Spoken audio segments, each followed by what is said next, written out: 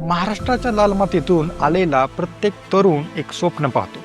ते स्वप्न असतं अंगावरती एक खाकी वर्दी चढवण्याचं आणि आईवडिलांच्या डोळ्यांमध्ये अभिमानाचं अश्रू पाहण्याचं.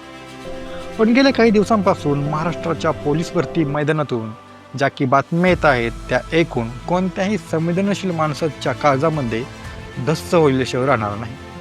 अंगावर वर्दी चढवण्याऐवजी अनेक तरुणांच्या शरीरावरती पांढरं काफन ओढण्याची वेळ येते.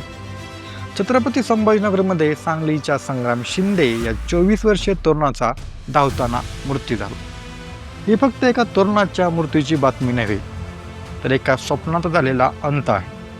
तर आजच्या या विशेष भागामध्ये आपण या विषयावरती खोलवर चर्चा करणार आहोत की नक्की चूक कुठे होते आणि ही कडक शिस्त आहे की प्रशासनाचा निष्काळजीपणा आहे आणि धावताना तरुणांचे जीव का जात आहे. छत्रपती संभाजीनगरच्या जी रेल्वे पोलीस भरती असते त्या रेल्वे पोलीस भरतीच्या मैदानामध्ये नेमकं काय घडलं हे समजून घेणं खूप महत्त्वाचं आहे. सांगली जिल्ह्यातील पौष तालुक्यातील संग्राम शिंदे हा तरुण पहाटेपासून रांगेत उभा होता. 93 पदांसाठी असलेली ही भरती होती. तरुण तिथे जमले होते. भरतीची प्रक्रिया सुरू झाली आणि संग्राम 1600 मीटर धावण्याच्या चाचणीसाठी सज्ज झाला. त्याने धावायला सुरुवात केली. जिद्दीने तो धावत होता, कारण त्याला माहीत होतं की हे 1600 मीटर त्याचं आयुष्य बदलणार आहे.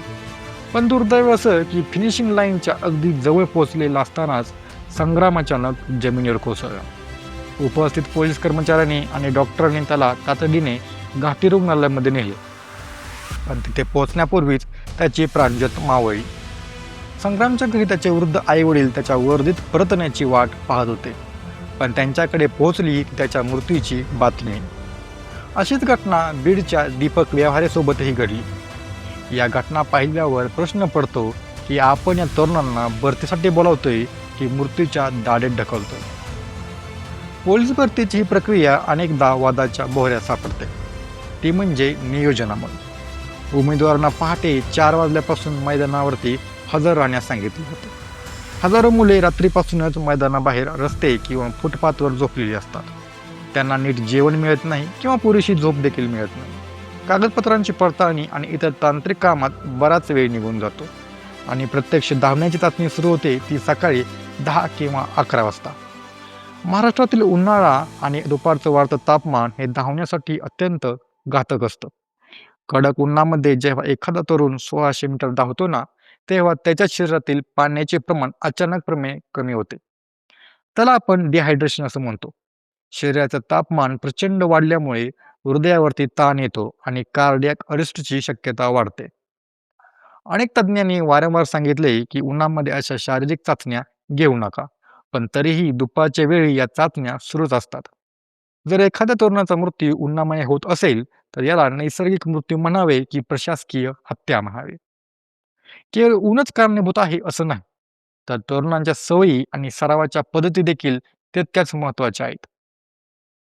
पोलीस भरतीसाठी लागणारा स्टॅमिना वाढवण्यासाठी आजकाल अनेक तरुण शॉर्टकट वापरत आहेत. मार्केटमध्ये मिळणारे स्टेरॉइड्स किंवा एनर्जी ड्रिंक्स आणि प्री वर्कआउट सप्लिमेंटचा वापर मोठ्या प्रमाणामध्ये वाढलाय. अनेक तरुण तर कोणताही डॉक्टरी सल्ला न घेता ही औषधे घेतात, जेणेकरून ते वेगाने धावू शकतील. पण ही औषधे हृदयाची गती अनैसर्गिकपणे वाढवतात. जेव्हा शरीर आधीच थकलेले असते आणि त्यात या औषधांचा मारा होतो ना, तेव्हा हृदय निकामी होण्याचा धोका संभवत असतो. त्याशिवाय अनेक तरुण शेवटच्या क्षणी खूप जास्त सराव करतात. शरीराला विश्रांती न देता सतत धावल्यामुळे स्नायूंचे नुकसान होते आणि त्याचा थेट परिणाम हा आरोग्यावर होतो. आपली फुफ्फुसे आणि आपले हृदय किती ताण सहन करू शकतात याची एक मर्यादा देखील असते आणि जर काही मर्यादा ओलांडली गेली तर शरीर साथ सोडतं.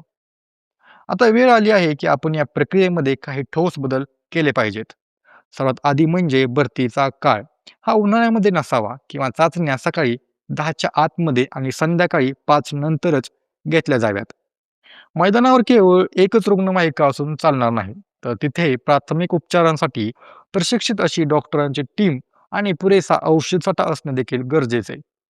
प्रत्येक उमेदवाराच्या धावण्यापूर्वी प्राथमिक वैद्यकीय तपासणी जसे की रक्तदाब, हृदयाचे ठोके तपासणे अनिवार्य केले पाहिजे. तसेच उमेदवारांना राहण्यासाठी आणि जेवण्यासाठी किमान सोयीसुविधा पुरवणे ही सरकारची जबाबदारी आहे. तरुणांनी सुद्धा हे समजून घेतलं पाहिजे की वर्दी मिळवणे महत्वाचे आहेच, पण त्यासाठी स्वतःचा जीव धोक्यात घालणे चुकीचे आहे.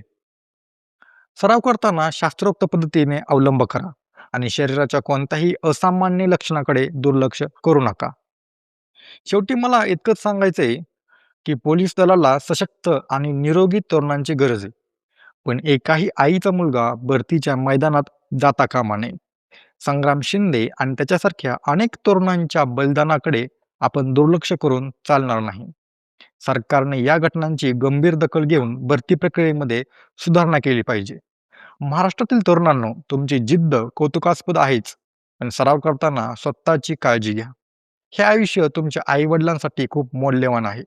हा व्हिडिओ जास्तीत जास्त लोकांपर्यंत पोहोचेल, जेणेकरून पोलीस भरतीची जी तयारी करणाऱ्या प्रत्येक भावापर्यंत ही माहिती पोहोचली पाहिजे आणि भविष्यामध्ये जाऊन कोणत्याही संग्रामचा जीव जाणार नाही. आपण सर्वांनी मिळून या व्यवस्थेला प्रश्न विचारले पाहिजेत, जेणेकरून ही वर्दी मिळवण्याची प्रक्रिया सुरक्षित होईल.